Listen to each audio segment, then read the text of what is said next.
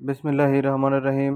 শুরু করতেছি মহান আল্লাহ তাআলার নামে, যিনি অত্যন্ত দয়ালু ও পরম করুণাময়। আজকের ভিডিওর টপিকটি হচ্ছে সাপ নিয়ে। বর্তমান বাংলাদেশে রাসেল ভাইপারের উপদ্রব খুব বেশি হয়ে গেছে। তো এই নিয়ে কিছু কথা বলা খুব দরকার, যার জন্য ভিডিওটি বানাচ্ছি। তো আপনারা যারা দর্শকরা আমার ভিডিওটি দেখছেন, যেহেতু ঢুকে গেছেন, তাই আপনাদের কাছে অনুরোধ, ভিডিওটির কথাগুলো শুনবেন, মনোযোগ সহকারে একটু শোনেন, তারপর আপনাদের মতামত প্রকাশ করুন। বর্তমান সময়ে রাসেল ভাইপার এমন একটি আতঙ্কের নাম, যা শুধুমাত্র ফেসবুকে, অনলাইনে। বাস্তবিক পক্ষে কতজন লোক রাসেল ভাইপারের সম্মুখীন হয়েছেন আপনারা যারা দর্শক আছেন, আমাকে জানাবেন।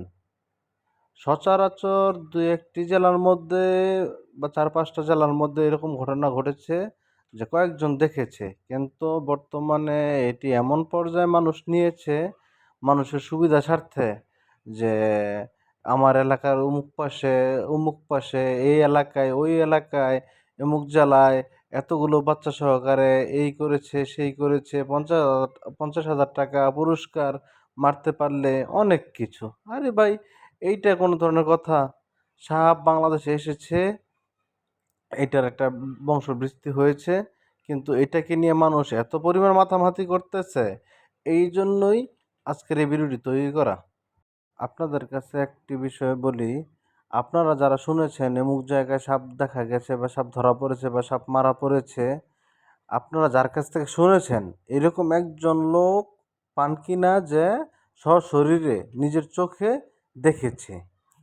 প্রত্যেকেই ওনার কাছ থেকে না ওর কাছ থেকে নয়, ফেসবুকের মাধ্যমে এইভাবে না ওইভাবে এগুলো শুনতেছে। তো এই শোনা জিনিসগুলো মানুষকে এমন একটি আতঙ্কের জায়গায় নিয়ে পৌঁছে দিয়েছে, যে মানুষ এখন মনে করেন যে আতঙ্কে বসবাস করছে। করোনাকালীন সময় যেমন মানুষ ঘর থেকে বের হইতে ভয় পাইতো, ঠিক এখন এই অবস্থা। আরে ভাই, আপনারা যেভাবে ভয় দেখাচ্ছেন, এই জন্য তো গরিবদের সমস্যা হচ্ছে। আপনারা যারা মিডল ক্লাস বড়লোক আছেন, তাদের তো কোনো সমস্যা নাই। মিডল ক্লাস আর নিম্ন শ্রেণী যারা আছে, তাদের হচ্ছে অসুবিধা। বাংলাদেশের জাতীয় সাপ বলা চলে দোরা সাপ। কালকে এই দোরা সাপ খুঁজে বের করতে প্রায় 2 থেকে 2.5 ঘন্টা সময় লাগলো আমাদের এলাকায়। তো ওই জায়গার মধ্যে রাসেল ভাইপার কই থেকে আসে, কিভাবে আসে, আমার বুঝে ধরে না। আর শুনি অমুক জায়গায়, আমার বাসার পাশে, আমার এলাকার ওই পাশে সাপ ধরা পড়ে। তো এইগুলা বাদ দেন, সাপ একটি ভয়ানক প্রাণী, এটা অবশ্যই। ও সাপ থেকে সবারই সতর্ক থাকা উচিত। আমরা যা চোখে দেখি না, আমরা এমন একটা বিষয় নিয়ে আমরা ফেসবুক গরম করে ফেলতেছি, ইউটিউব গরম করে ফেলতেছি। দয়া করে অহেতুক কেউ এই সাপ নিয়ে মিথ্যা তথ্য দিয়ে মানুষকে বিভ্রান্তর মধ্যে, হয়রানির মধ্যে ফেলবেন না। আজকে যে পরিস্থিতি, বাংলাদেশের মানুষ, বেশিরভাগ মানুষই রুচির দুর্ভিক্ষে ভুগতেছে। তা না হলে এমন এমন মানুষ বর্তমান ট্রেন্ডিংয়ে চলতেছে বা ফেসবুকে, ইউটিউবে এত নাম কামাচ্ছে, যাদের ন্যূনতম যোগ্যতা নেই। একটাবারে চিন্তা করে দেখে না যে আমরা কাদের ভিডিওগুলো দেখছি, তারা আমাদেরকে কি শিক্ষা দিচ্ছে। এই যে প্রিন্স মামুন, লায়লা, তো মোস্তাক, তিশা, এগুলো কি মানুষ কি দেখার বিষয়? এইগুলো নিয়ে মানুষ ভাইরাল করছে। বর্তমানে বাংলাদেশের উপর দিয়ে ভারতের যে রেল যোগাযোগ যেটা যাচ্ছে, ওইটা নিয়ে মানুষের আলোচনা করা দরকার। এটা নিয়ে মানুষকে ভালোভাবে ক্লিয়ার হওয়া দরকার, বোঝা দরকার। তার উপর যেমন সাদেক এগ্রো আছে, এইটার মধ্যে এত এত টাকার কিভাবে গবাদি পশু হয়, মানুষ কি ক্রয় ক্ষমতার উম, বাইরে চলে যাচ্ছে না? এইসব বিষয়গুলো মানুষের সামনে তুলে ধরা দরকার।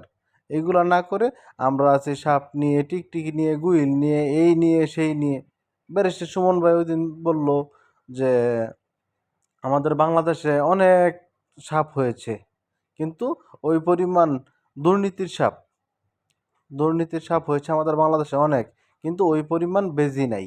যদি মাননীয় নেত্রী আর সুমন ভাইয়ের মতন কিছু মানুষ এইগুলোর বিরুদ্ধে প্রতিবাদ করা শুরু করে, আর মাননীয় নেত্রী তাদের উপর নজর দেয়, ইনশাআল্লাহ দেশটা অতি সহজে, অতি তাড়াতাড়ি অন্যান্য ভালো উন্নত রাষ্ট্রের মতো ভালো একটা অবস্থানে চলে যাবে। এই এখনো আদিম যুগের মতো সাপ দেখিয়ে, আমাদেরকে ভয় দেখিয়ে দামায় রাখার দরকার নাই। দয়া করে নিজেরা নিজেদেরকে বুঝুন, নিজেদেরকে চিনতে থাকুন, নিজেদেরকে বুঝতে থাকুন। অহেতুক ভয় পাবেন না।